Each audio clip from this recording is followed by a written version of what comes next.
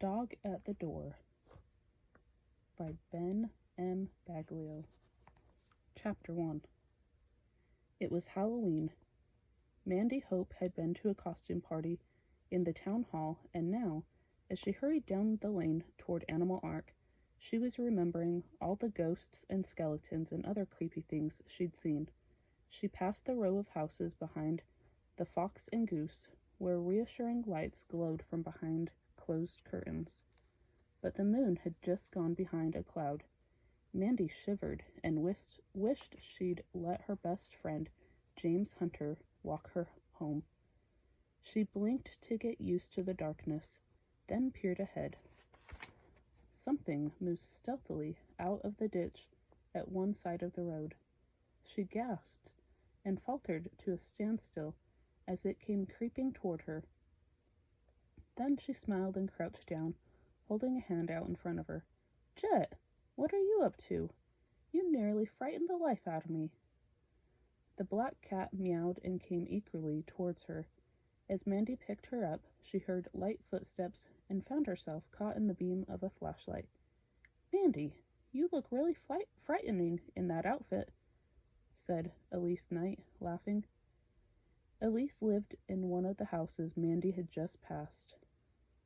"I'm the Wicked Witch of Welford," Mandy whispered in a low, deep voice. "I should have borrowed Jet," she added with a chuckle. "She'd have made a fantastic witch's cat." "She just came for a walk with me and Maisie," explained Elise. "She comes with us every evening now, although sometimes she doesn't stick so close by." "Well, she really scared me," said Mandy. She put the little black cat down so she could pet Maisie, Elise's Dalmatian. She suddenly appeared from the ditch, and all I could see was a weird black shape creeping toward me. "It was brave of her coming up to you in that outfit," said Elise. "You'd be seeing that broom would have made her run." "It's Grandpa's," said Mandy. "I think it helped me win a prize for my costume, but the others looked great too. I left them at the end of the road. They went to trick-or-treat around town." "I'd better get home so I can have a few treats ready in case they knock on my door," said Elise. "I don't want anyone playing any tricks on me." "And I've got to hurry too so I can have dinner ready for Mom when she comes home," said Mandy. "She's been at a veterinary conference in New York all day."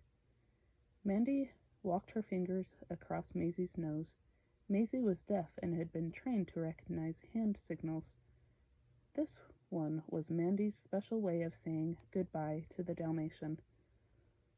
Only the dim night lights were on in Animal Ark's clinic, a modern extension built onto the back of the old stone house where the Hope family lived. Mandy walked along the side of the building to go in the front entrance. As she went around the corner, she thought she heard a rustling noise in the rhododendron bush. She couldn't see anything, and she didn't hear the noise again, but she still went inside as quickly as she could. The sound of music filled the small hallway. It was coming from upstairs. Mandy was glad. That meant her dad hadn't been called out. He'd be lying on the bed, resting his sore ankle, and maybe reading veterinary news while he listened to the radio. He'd been up all the previous night with Duke, Dan Venable's Shire horse, who had a nasty bout of colic. In his distress, poor Duke had kicked Dr. Adam in the ankle bone. Mandy went upstairs and stopped in front of the door to tell her dad she was home, but Dr. Adam was fast asleep with his sore ankle propped up on a pillow and his magazine laying open on the bedside by him. Mandy smiled and went to get out of her costume. Before long she had dinner ready. The soup she'd taken from the fridge was heating in a pot on the stove, and there were cheese sandwiches all ready to grill. "Now all we need is Mom," Mandy murmured to herself. "It's 8 o'clock. She said any time between 8 and 8:30. Then she frowned. Had she heard a knock on the front door or not? It wouldn't be her mom. She'd have used her key. there it was again. Not a knock exactly, more of a muffled thump. "It must be trick-or-treaters," said Mandy, as the thumping became more persistent. "All right, I'm coming," she called. She picked up a handful of candy bars to give them and went to the door. But when she opened the door, Mandy felt her smile fade as her eyes widened in disbelief. A distraught and panting golden retriever was pulling at its leash, trying to reach the door. The end of the leash had been looped through one of the fancy wrought iron whorls of one of the big flower pots, and the dog couldn't get loose. When the dog saw Mandy, it whined and strained harder on the leash, dragging the flower pot along with a series of thumps. "So that's what I heard," thought Mandy, stepping quickly forward. "It's all right. Everything's going to be all right." Her voice was quiet and soothing as she bent down in front of the dog. She let it sniff her hand before stroking its soft golden head. The dog was still whimpering, but it had stopped straining quite so hard at the leash, and was gazing at Mandy with imploring eyes. "Don't worry, I'm going to unfasten you. You can't do it from here. The leash is pulling too tight. Just hang on a minute. I'll have to move around behind you." Mandy straightened up slowly. Any sudden movement would make the dog even more scared. She placed her hands carefully around the dog's body so she could unclip the leash from its collar. Mandy bit her lip as she realized the dog was pregnant. She often helped her parents in the clinic and sometimes went on home visits with one of them. She'd seen and handled quite a few dogs who were having puppies, so she knew the signs. And from the feel of things, this poor golden retriever was very pregnant.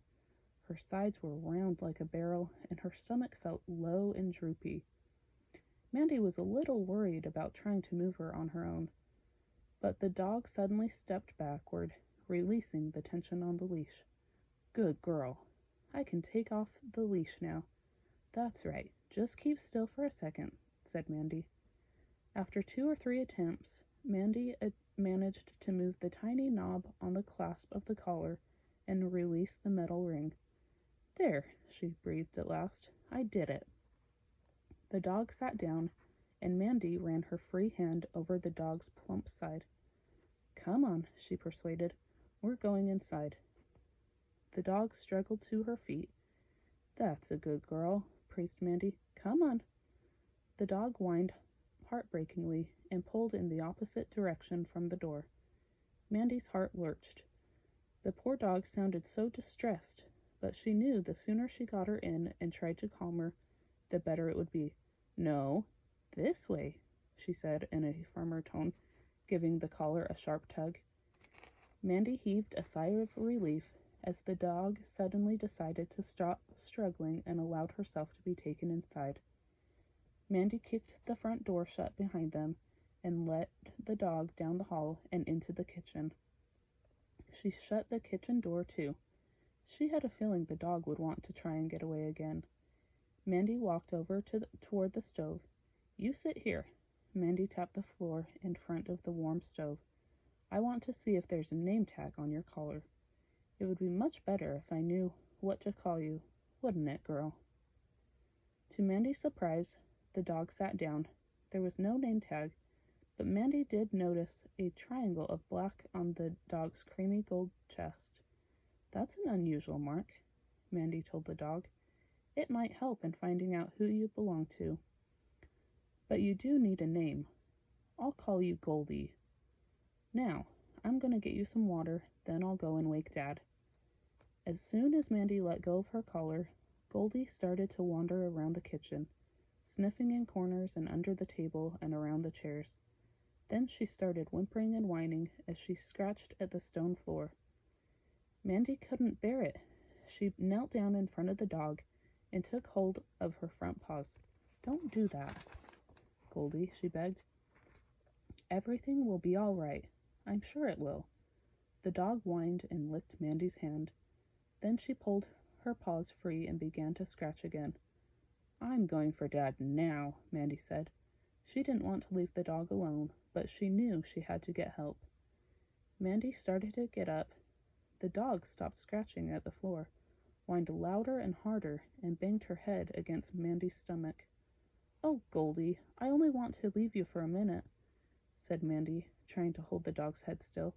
"I've got to go and get some help. Dad might be able to give you something to calm you down a bit."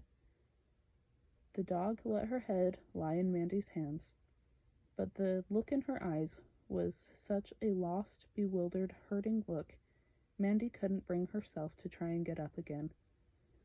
"We'll just have to sit here like this till Mom comes home, or Dad wakes up," she said, and she thought she saw the dog's tail wag ever so slightly. Then Mandy heard the sharp, shrill sound of the telephone. It only rang twice, and Mandy let out a long breath. Her dad might be able to sleep with the radio playing, but the telephone ringing always woke him up instantly. Sure enough, a couple minutes later, the kitchen door opened, and Dr. Adam came in. "So it wasn't a prank call," he said, shaking his head. "Somebody just called to ask if we'd found a dog at the door," he added, and he walked slowly to where Mandy was kneeling with the golden retriever's head in her lap.